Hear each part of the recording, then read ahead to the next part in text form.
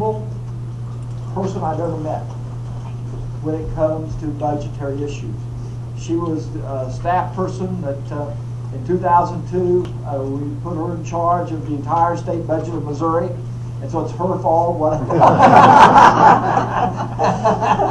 I come back and see what happens. and she was in that position until 2004 when I left office, and then she left the state of Missouri, took a job with the state of Pennsylvania, head of the Department of Public Welfare.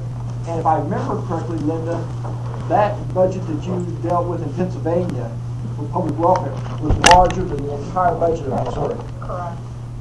To give you some idea of the magnitude of the funds that she was responsible for.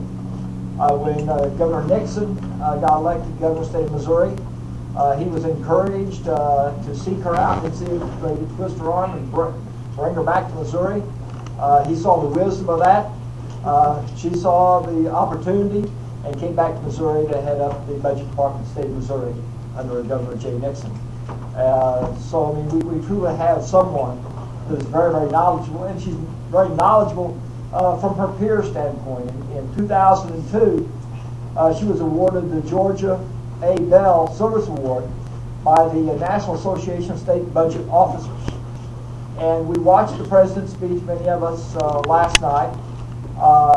Missouri is in better shape than some states, much better shape than some states, but Missouri's got some very, very tough budget issues. And the problems that governors have, they don't have the luxury of being part of the federal government that can print money. In other words, they've got a balanced budget.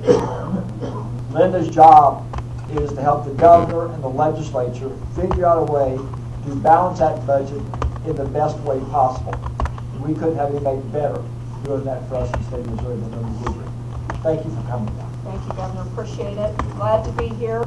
I almost didn't find you, but with a little bit of help, I made it here. It is hard to find this campus, I will have to say, if you're not from this area. But it's great to be here and appreciate the opportunity to talk to you. I'm going to start out just with a little bit of an overview. I know this is pretty informal type of a setup, and happy to take questions. I'll just give you a little bit of a brief overview, though, on where we stand in Missouri.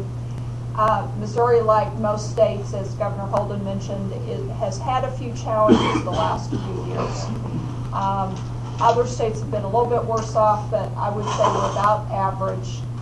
From a revenue standpoint, our revenue collections, which are mainly individual income taxes in the state of Missouri, actually declined about 17% over the last couple of years. So from our peak in 2008, we dropped about 17%, which amounts to $1.2 billion. So our revenue sources have had a dramatic hit. And back when we were working through some of those problems back in 2002, 2003, revenue wasn't doing very well then, but this one really, there's been nothing that we've seen in decades and decades that compares to this. So Missouri, like most states, is dealing with a dramatically reduced revenue base to provide the services that we provide.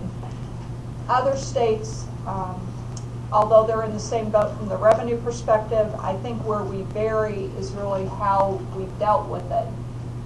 In Missouri, it's been a pretty consistent bipartisan effort over the last couple of years to slowly downsize state government. So we've done it a little bit a step at a time, more reductions each year.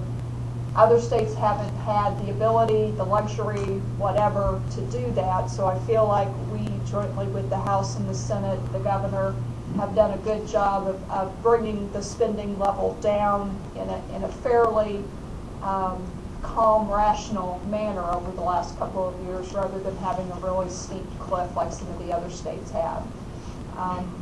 I wish I could say it was going to get earlier easier this next year. It's not. Even though our revenue situation is starting to improve, we really are starting to see some revenue collections pick up. Because of the losses in federal money that we've been using the last couple of years, our next budget, which is the fiscal year 2012 budget, which starts July 1 of 2011, is going to be extremely challenging. We're going to have to make some pretty significant additional cuts on top of the cuts we've already made. And I think going into the first year of this back in